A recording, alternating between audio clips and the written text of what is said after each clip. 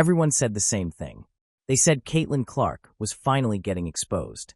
They said the league figured her out. They said the hype was louder than the reality. And for a while, it sounded convincing.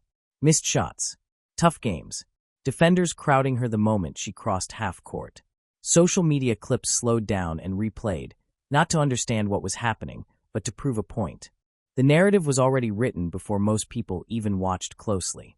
But here's the part nobody expected. While the noise got louder, something else was happening quietly in the background. Not on talk shows. Not in comment sections. Not in viral hot takes. It was happening on film. Frame by frame. Possession by possession. Watched by people who don't argue online and don't chase clicks. People who've spent decades around the game and know exactly what they're looking at. And what they saw didn't match the narrative at all. Because when you strip away the box scores, when you ignore the early season overreactions, when you stop judging Caitlin Clark like a normal shooter and actually study how she's getting her shots off, a completely different picture starts to form. One that makes the criticism feel rushed at best and dishonest at worst. This isn't about excuses. It's not about protecting a star. And it's definitely not about hype. It's about mechanics. It's about details. It's about things that happen in less than a second that most people don't even know to look for. And once you see it, you understand why the conversations around Caitlin Clark have started to change. Quietly, subtly, almost reluctantly. Because the same people who were loud before suddenly don't have much to say now. But to understand why, you have to go back to where the backlash really started. The Caitlin Clark criticism didn't come out of nowhere. It followed a familiar pattern, one the basketball world has seen before, especially when a player arrives with massive expectations and an even bigger spotlight. From the moment she stepped into the league, Caitlin Clark wasn't treated like a normal rookie. She wasn't allowed to grow quietly. Every shot was magnified. Every miss was replayed. Every tough possession became evidence in a case people were already building. And the first mistake most critics made was assuming struggle meant decline. They looked at early shooting percentages without asking why those shots looked harder. They saw contested pull-ups from deep and labeled them bad decisions instead of recognizing how little space she was actually being given. They compared her numbers to veterans without acknowledging that no other player was being defended the same way she was. Because Caitlin Clark wasn't guarded like a rookie. She was guarded like a threat. Teams weren't waiting to see what she could do. They already knew. Defenders were picking her up near half court. Help defenders were cheating early. Screens were being blown up before they even developed. The goal wasn't to stop her from shooting well. It was to stop her from shooting comfortably at all. And that's where the public conversation went wrong. Most fans judge shooters by outcomes. Did the ball go in or not? But basketball people judge shooters by process. Was the shot rushed? Was the balance compromised? Did the defender actually force something different? Or did the shooter still get to their spot? Early on, Caitlin Clark was still getting to her spots. They just didn't look like normal spots to people watching casually. 30 feet suddenly felt normal for her. Shots that look reckless for most players were shots she's taken her entire career. But when those shots don't fall for a stretch, the confidence that once looked fearless suddenly gets rebranded as careless. That's when the noise started. People began questioning her efficiency without acknowledging shot difficulty. They questioned her decision-making without acknowledging defensive pressure. They questioned whether her college game would translate, even as teams were defending her like someone who already proved it had. And once that narrative starts, it feeds itself. Every miss becomes confirmation. Every highlight drought becomes proof. Every quiet night becomes a talking point. But here's the part that never added up. If Caitlin Clark was really being figured out, why were defenses still overcommitting to her? Why were teams still sending help from absurd distances? Why was her presence still warping spacing in ways most rookies never experience? That's the disconnect most people missed. Because when a player is actually neutralized, defenses relax. Coverage simplifies. Attention shifts elsewhere. But with Clark, the pressure never eased. If anything, it intensified, which tells you something important. The league wasn't reacting to what she wasn't doing. They were reacting to what she could do at any moment. And that's where the conversation should have shifted from results to mechanics, from numbers to nuance, from she's struggling to why does she still demand this level of respect? Because the truth is, shooters don't just lose their ability overnight. especially not shooters whose games are built on repeatable mechanics instead of athletic advantages. And that's exactly what made some of the criticism feel premature. The people breaking down film weren't seeing a broken shot. They weren't seeing panic. They weren't seeing bad habits creep in. What they were seeing was something much more interesting. They were seeing a shooter whose mechanics were still intact, but whose margin for error was being tested in ways most players never face. And once you understand how Caitlin Clark actually gets her shot off, the early backlash starts to look less like analysis and more like impatience. Because the real story wasn't about whether she could shoot. It was about whether people knew what they were actually watching. And that's where things start to get uncomfortable for the critics. Because the deeper the film study goes, the harder it becomes to keep repeating the same talking points. And the next layer of this story begins with the people who weren't talking loudly at all. The veterans who saw something familiar in her game almost immediately and knew exactly why it mattered. While the loudest voices were arguing on timelines and debating percentages, a completely different conversation was happening in rooms most fans never see. No microphones, no debate panels, just film, paused and rewound over and over again by people who've lived inside the game for decades. This wasn't casual analysis. This wasn't fandom. This was muscle memory recognizing muscle memory. One of the first people to publicly hint at what was really going on with Caitlin Clark wasn't a headline name. He wasn't chasing attention. He wasn't selling a hot take. He was a 56-year veteran of basketball, someone who grew up playing in West Philly, someone whose game was once studied by Kobe Bryant himself. That detail matters more than people realize. Because players like that don't speak in exaggerations. They don't compare for clicks. They compare because they've seen patterns repeat across generations, and they know how rare certain patterns actually are. When he started breaking down Caitlin Clark's jump shot, he didn't talk about confidence. He didn't talk about range. He didn't talk about mentality. He went straight to the feet. That alone should have told people this was different. He talked about the two-step jump shot. Not the kind most fans think of, but a very specific sequence. A subtle skip before the feet plant. A rhythm that doesn't register in real time unless you know exactly what to look for.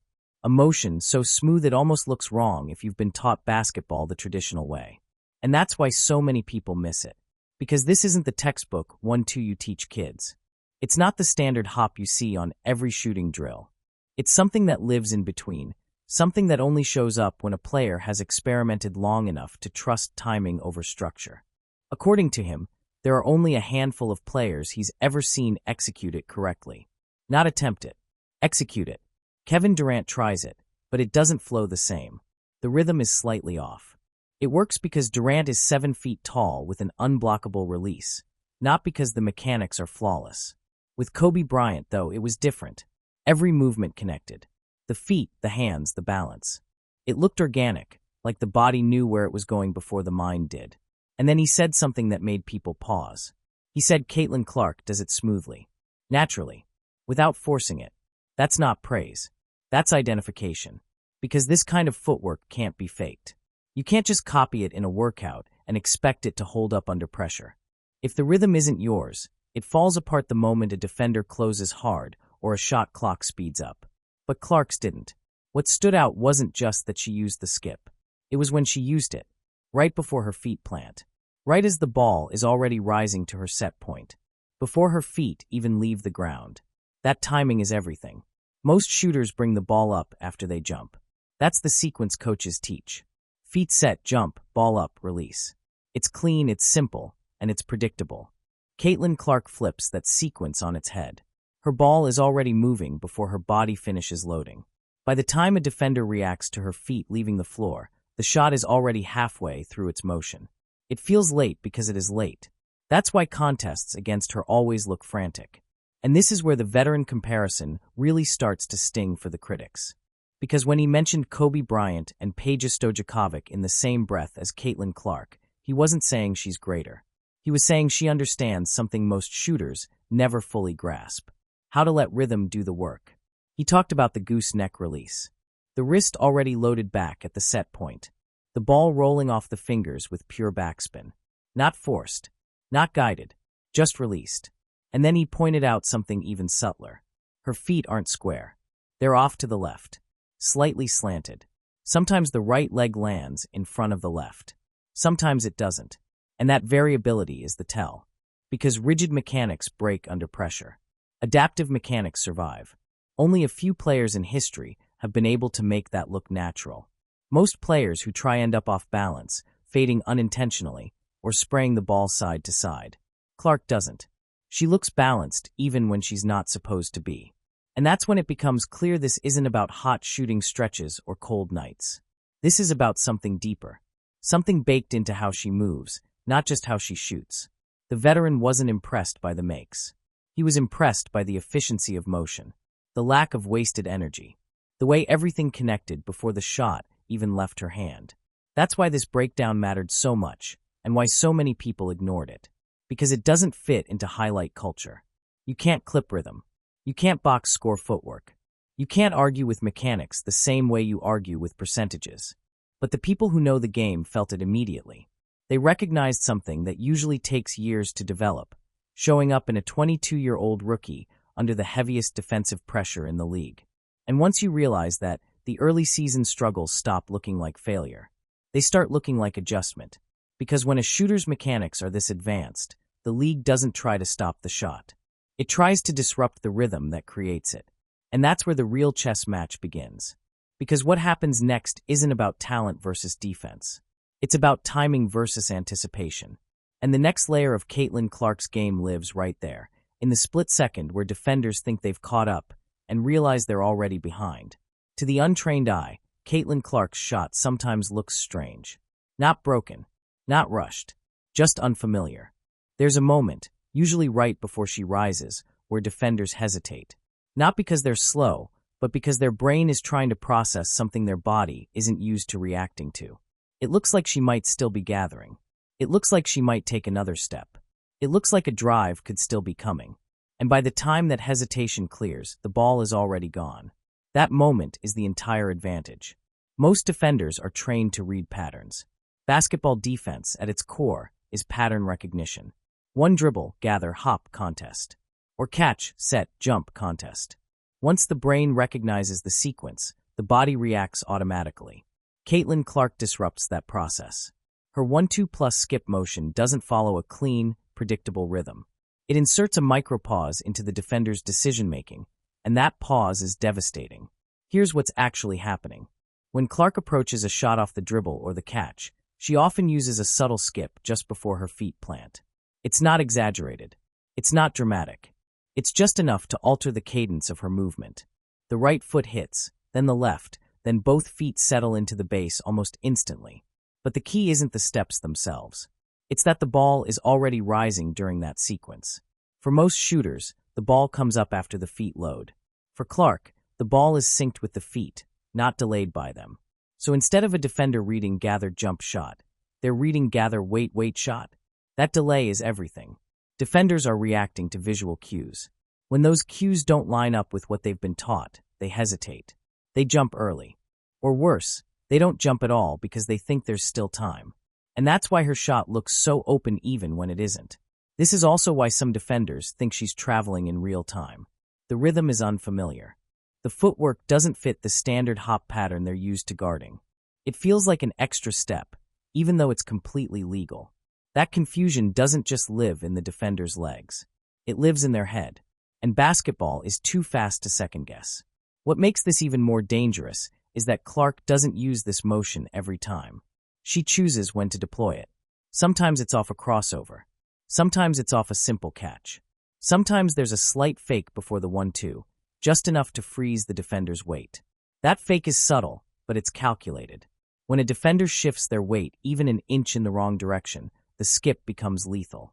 The defender is no longer balanced, and Clark doesn't need separation. She just needs release timing. And this is where people get it wrong. They assume great shooters need space. They don't. They need time. And Clark creates time without creating space. That's an important distinction. Space can be closed. Time can't be recovered. Once the ball starts moving up before the defender expects it, the contest is already compromised. Even if the defender gets a hand up, it's late. Even if they jump, it's reactive, not anticipatory. This is why her shot contests often look awkward. Defenders are reaching instead of rising, lunging instead of challenging. Their timing is off because her rhythm disrupted it before they even realized what was happening. Compare that to a standard hop shooter. Most players go one dribble, gather, hop, shoot. Both feet leave the ground at the same time. The motion is clean, efficient, and easy to read. Defenders love guarding that. They can time it. They can meet it at the apex. They know when to load and when to explode. Clark's motion removes that comfort. Her skip isn't about elevation. It's about deception. It disguises the exact moment the shot is committed. By the time that commitment is obvious, the release is already underway. And this matters even more in the WNBA, where defenders aren't used to guarding shooters from that range with that rhythm. The three-point line may be shorter, but Clark is often shooting from well beyond it anyway. That forces defenders to close harder and faster than they're comfortable with. When you combine that urgency with unfamiliar footwork, the margin for error disappears. One mistimed step, one misread cue, one moment of hesitation. That's all she needs. And here's the part most people don't realize. This motion isn't just effective off the dribble. It works off the catch too. When Clark receives a pass, she doesn't always settle into a traditional stance. Sometimes she catches on the one, flows into the two, and rises immediately. Other times she adds that skip to blend the catch and the shot into one continuous action. The result is the same. Defenders never feel fully set. And that's why even good defense against her often turns into a clean look. Not because the defender didn't try, but because they were reacting to something they weren't trained to recognize. This is the difference between shooting form and shooting rhythm. Form can be copied. Rhythm has to be felt. And Caitlin Clark's rhythm is ahead of most defenders' expectations. Which brings us to the next layer of the problem for the league. Because this footwork advantage only works if the release speed matches it. And with Clark, it does. That's where the conversation shifts from footwork to timing, and why defenders constantly feel like they're a step behind, even when they're right in front of her. There's a reason Caitlin Clark's shots feel inevitable once she starts her motion. It's not because she jumps higher. It's not because she's faster. And it's definitely not because defenders aren't trying. It's because she's already shooting before most defenders realize she's committed to the shot. Basketball happens too fast for people to notice small timing differences. A tenth of a second doesn't sound like much in conversation. But on the court, it's massive. It's the space between a clean look and a blocked attempt. Between a hand in the face and a hand on the ball. Caitlin Clark lives in that tenth. The key is when the ball starts rising. For most shooters, the sequence is clean and linear. Feet load. Body rises. Ball comes up. Release. That order creates a visible delay defenders are trained to react to. Once they see the ball move upward, they know the shot is coming. Clark removes that signal. Her ball is already on the way up while her feet are still finishing their work. The release doesn't wait for full elevation. It overlaps with the jump instead of following it. That overlap compresses the entire shooting window. Defenders don't get the usual visual cue. By the time the ball enters their peripheral vision, it's already past the point where a block is realistic. That's why contests against her feel rushed. Defenders aren't late because they're slow. They're late because the shot starts earlier than their brain expects. This is also why her shot looks the same whether she's wide open or tightly guarded. The motion doesn't change. She doesn't dip extra. She doesn't load deeper. She doesn't add unnecessary movement to generate power. The shot looks identical because the power comes from sequencing, not effort. That matters late in games. Most shooters rely heavily on their legs for range. When fatigue sets in, their mechanics break down. Shots fall short. Release angles flatten. Everything becomes inconsistent. Clark's shot doesn't depend on vertical explosion. Her jump is modest. Efficient. Just enough to create lift without introducing instability. That means the release stays repeatable. And repeatability is what separates shooters from streak shooters. Her release speed also allows her to shoot off balance without sacrificing control. Because the ball leaves her hand so quickly, she doesn't need perfect alignment every time. She just needs good enough alignment combined with consistent timing. This is where the misconception about shooting high comes in. Casual fans think elevation equals effectiveness. But elevation introduces variables. The higher you jump, the more your release depends on leg strength, timing, and fatigue levels. Clark minimizes those variables. She shoots with a low to moderate jump, which keeps her center of gravity stable. The shot becomes about rhythm and touch instead of lift. This is why defenders who try to crowd her often make things worse. When a defender jumps hard at her, they're committing fully. They're selling out on the contest. But because Clark releases early, that contest arrives after the shot has already reached its critical point.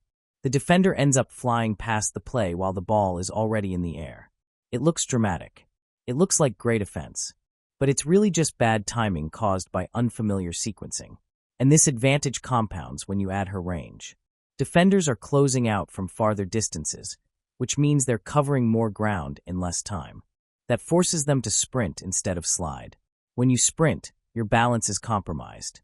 When your balance is compromised, your ability to adjust timing disappears. Clark exploits that perfectly. She doesn't rush because the defender is rushing. She stays on her rhythm. The faster they come, the more predictable their contest becomes. That's why her toughest shots often come against the hardest closeouts. And here's the part that rarely gets mentioned. This timing advantage doesn't just help her shoot. It helps her pass. Because defenders are so focused on disrupting her shot, they commit early. When she doesn't shoot, that early commitment creates passing lanes that wouldn't exist against a normal guard. So even when the shot isn't falling, the mechanics are still doing damage. That's why teams don't relax coverage against her during cold stretches. They can't. The moment they do, the release speed punishes them.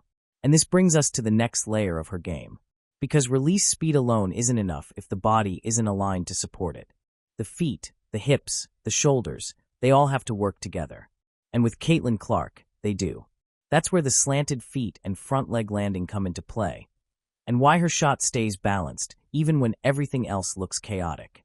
At first glance, Caitlin Clark's feet don't look perfect. They aren't squared to the rim. They aren't locked into a textbook stance. And they definitely don't look like something most coaches would teach beginners. That's exactly why they work. Her feet are slightly slanted, angled just enough to rotate her body naturally toward the basket. It's subtle, almost invisible unless you're watching in slow motion. But that small angle changes everything upstream. When a shooter's feet are square, the body has to rotate during the shot to align the shoulders, elbow, and wrist with the rim. That rotation takes time. It also introduces instability, especially when the shot comes off movement. Clark eliminates that problem before it starts. By angling her feet, her hips are already open.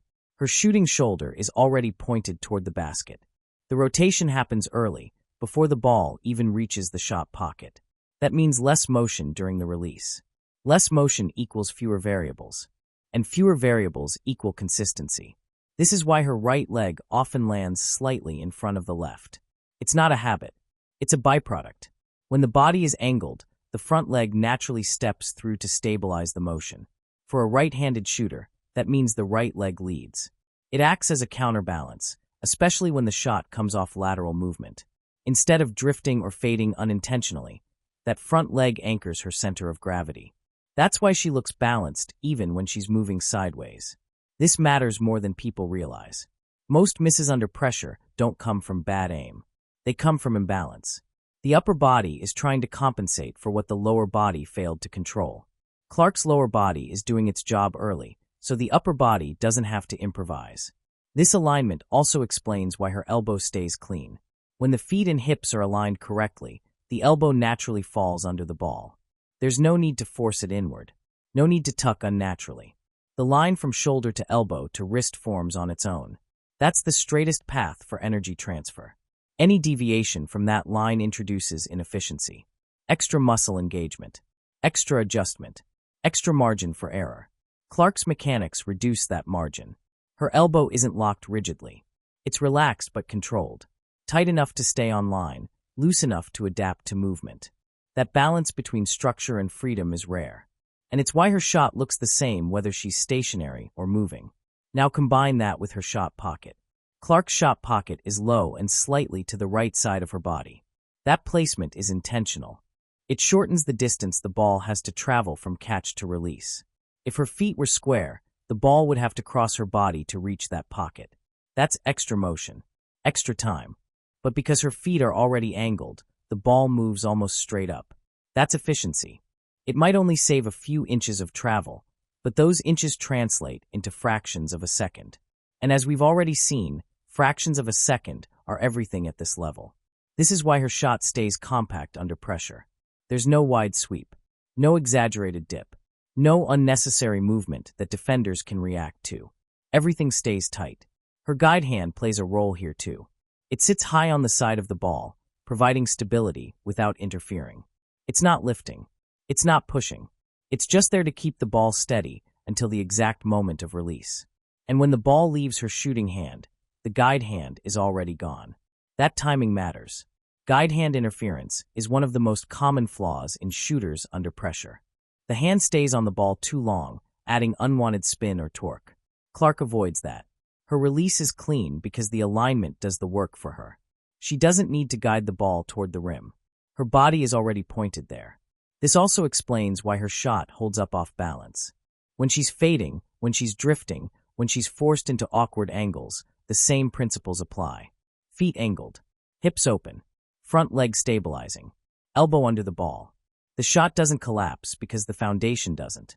And this is where the conversation about good shooters versus great shooters becomes clear. Good shooters need ideal conditions. Great shooters create stability inside chaos. Caitlin Clark belongs in the second category, which is why the next layer of this discussion becomes uncomfortable for people who want to simplify basketball debates. Because once you understand how her mechanics work, it becomes clear that comparing her impact using only box scores misses the point entirely. The real debate isn't about dominance. It's about skill. And that's where comparisons start to stir emotions, even when they're grounded in reality. This is the part of the Caitlin Clark conversation where emotions usually take over. Not because the facts disappear, but because the definitions get blurred. When people talk about the best player, they're often talking about dominance. Who controls the paint? Who racks up numbers? Who imposes their will physically? That's a valid conversation, but it's not the same conversation as skill. And that distinction matters more than ever when Caitlin Clark enters the discussion. Because Clark isn't winning with size. She isn't overpowering defenders. She isn't living off mismatches created by physical advantages. Her game exists almost entirely in space, and space is the hardest thing to control at the professional level. This is why comparisons start getting uncomfortable. Take a dominant interior player. Elite footwork, elite touch, elite strength. That kind of dominance forces double teams near the rim. It collapses defenses inward. It controls the game through presence. Caitlin Clark does something completely different. She stretches the floor to distances most defenses aren't built to handle. She forces defenders to guard uncomfortable ground. She creates pressure before the offense even crosses half court. That pressure doesn't always show up as points for her. Sometimes it shows up as chaos for everyone else. Defenders can't help the same way. Rotations change. Screens become more valuable. Passing lanes open because help defenders are scared to leave her. That's not dominance in the traditional sense. That's manipulation. And manipulation requires skill at the highest level. This is why the veteran breakdown mentioned earlier caused so much tension without even trying to. When he said Clark's skill set was on another level, he wasn't dismissing anyone else. He was defining skill differently. Skill isn't just execution. It's versatility. It's adaptability. It's being able to create offense from multiple angles against multiple coverages without relying on physical superiority. Clark checks all of those boxes. She can shoot off the catch. She can shoot off the dribble. She can shoot moving left or right. She can shoot with different release points. She can pass out of pressure because defenders overcommit. And she does all of that while being guarded like a primary threat from 30-plus feet. That combination is rare. This is where people often bring up accolades, MVPs, and dominance metrics. And those things matter, but they answer a different question. They answer, who controls the game the most? Skill answers, who can do the most with the ball, in the most situations, against the most resistance. Clark's mechanics allow her to function under conditions most players never face. The defense is already reacting to her before the play begins. That's not normal. That's respect built on fear of possibility. Even on nights where her shot isn't falling, defenses don't loosen up. They can't afford to. Because the mechanics don't disappear just because the percentages fluctuate. That's why the "she's struggling" narrative never fully made sense. Struggle implies something is broken. Something is missing. Something has been taken away. But Clark's skill set hasn't been taken away. It's been challenged.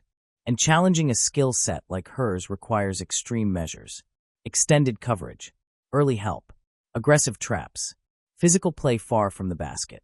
Those measures don't always result in highlights, but they always leave fingerprints on the game. This is also why some players appear quieter statistically when playing next to her. The defense is tilted. The geometry of the floor changes. The offense bends around her presence. That's not dominance you feel in the post. That's dominance you feel in spacing. And spacing is invisible to most fans until it breaks. So when debates flare up about who's better, who's more valuable, or who's more complete, they often skip over the most important part. What problem does this player create for the defense? Caitlin Clark creates problems from places defenses don't want to admit are dangerous. And that brings us to the next layer. Because once defenses are stretched that far, once timing is disrupted and spacing is warped, something else starts to happen. Defenders stop looking confident. They hesitate. They overreact. They guess. And when defenders start guessing, the advantage shifts permanently. That's where Caitlin Clark's impact becomes undeniable. Not because of one shot, but because of what she forces defenders to do every single possession. There's a moment that keeps repeating in Caitlin Clark games. A defender closes out hard. Another defender cheats over early. A third one hesitates, unsure whether to help or stay home. And for just a split second, nobody is fully committed to anything. That moment is where the damage happens. Defenders don't look confused because they don't know the scouting report. They look confused because the scouting report doesn't account for everything Caitlin Clark can do, or how quickly she can do it. Most defensive systems rely on predictability. You shade a shooter one way. You funnel them into help. You rotate on the catch. You recover on the pass. It all depends on timing. Clark disrupts that timing before the defense even settles. Because of her range, defenders are forced to engage her earlier than they're comfortable with. They can't wait until she reaches a spot. They have to respect the possibility of a pull-up almost anywhere past half court. That changes posture. It changes stance. It changes balance. Defenders are no longer reacting from a place of control. They're reacting from a place of urgency. And urgency leads to mistakes. One of the biggest problems Clark creates is indecision. Defenders don't know whether to crowd her shot or cut off her drive. If they step up too far, she's already past them. If they sit back, she's already in her shooting motion. There's no perfect answer. That's why you see defenders reaching instead of sliding, lunging instead of staying grounded, jumping at the wrong time, or not jumping at all. They're guessing. And once a defender is guessing, the offense is in control. Clark also forces help defenders into uncomfortable positions. Because she shoots from such deep range, help has to come from farther away. That stretches rotations thin. When help arrives late, it's ineffective. When it arrives early, it leaves someone else open. This is where her mechanics amplify the chaos. Because her release is so fast, defenders can't afford to recover. Once they commit, they're stuck. There's no margin to adjust. And she knows it. That's why she doesn't rush. She lets the defense make the first mistake. Another layer that gets overlooked is how multiple release points mess with defensive timing.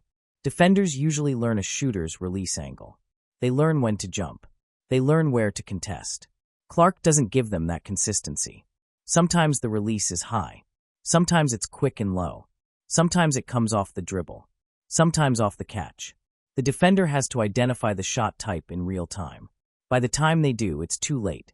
This is why film study alone isn't enough to guard her. You can know what's coming and still not be able to stop it because the execution window is so small. And that frustration shows. Defenders start overplaying. They press up too tight. They reach. They gamble for steals that aren't there. That's when Clark counters with passes. Even when she's not scoring, she's forcing defenders to make bad decisions. And those decisions ripple across the floor. Teammates get cleaner looks. Cuts open up. Offensive rebounds become easier because defenders are out of position. This is why her impact doesn't always align with her box score. The chaos she creates isn't measured easily. And the longer a game goes on, the worse it gets for the defense. Because fatigue compounds confusion. Late in games, defenders don't have the legs to close out from 30 feet. They don't have the focus to track multiple threats while also worrying about Clark's pull-up. That's when the spacing becomes overwhelming. And that's when her mechanics shine the brightest. Because mechanics don't get tired. They don't panic. They don't overthink. They repeat. Which leads to the next question. If these mechanics are so effective, can they be taught? Or is this something you either have or you don't? That's the line where admiration turns into curiosity, and where the conversation about Caitlin Clark shifts again. Whenever a player starts doing things that look effortless, the same question always follows. Is this something that can be taught, or is it just natural? With Caitlin Clark, the answer sits right in the middle, and that's what makes her game so difficult to replicate. The mechanical pieces of her shot can absolutely be taught. Foot angle, shot pocket, elbow alignment, release timing. Those are fundamentals. They can be drilled. They can be refined. They can be corrected with repetition and feedback. But mechanics alone don't create what Clark does. What separates her is how those mechanics are applied in real time. The rhythm, the timing, the feel for when to speed up and when to stay patient. That part can't be programmed.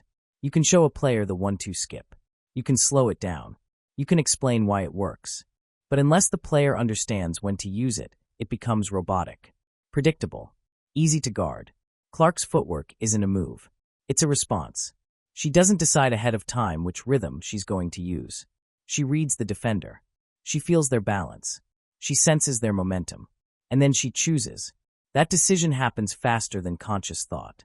It's instinct built through thousands of repetitions, successes, failures, and adjustments over years. That's why her mechanics look organic. They aren't forced. They aren't memorized. They're integrated. This is also why her shot holds up under pressure. When things speed up, players who rely on conscious mechanics tend to break down. They start thinking. They hesitate. They second-guess. Clark doesn't. Her mechanics are automatic. The thinking happens before the catch, not during the shot. This didn't happen overnight. She didn't just show up to the league with this skill set fully formed. It was built through repetition at a young age, through experimentation, through taking shots most coaches would tell players to avoid. That freedom mattered. It allowed her to explore rhythm instead of just form, to learn how her body naturally wanted to move instead of forcing it into a mold. That's why her mechanics scale.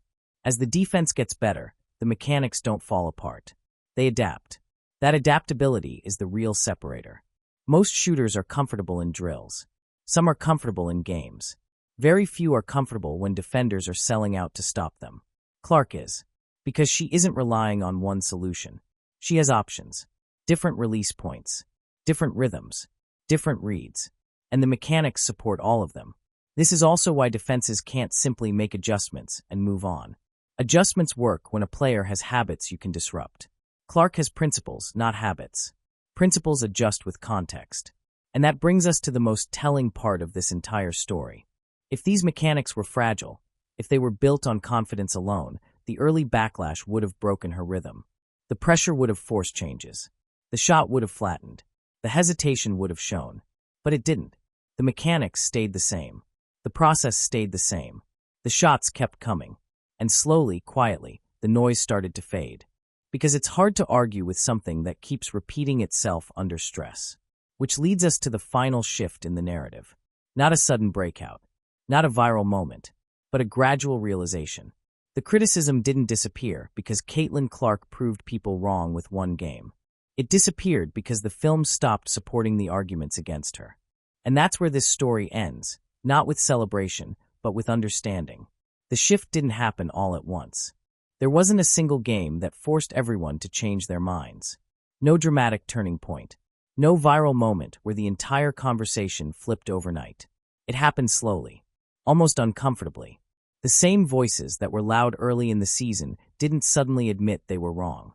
They just stopped repeating themselves. The clips stopped circulating. The confident declarations turned into vague observations. Because the film stopped cooperating.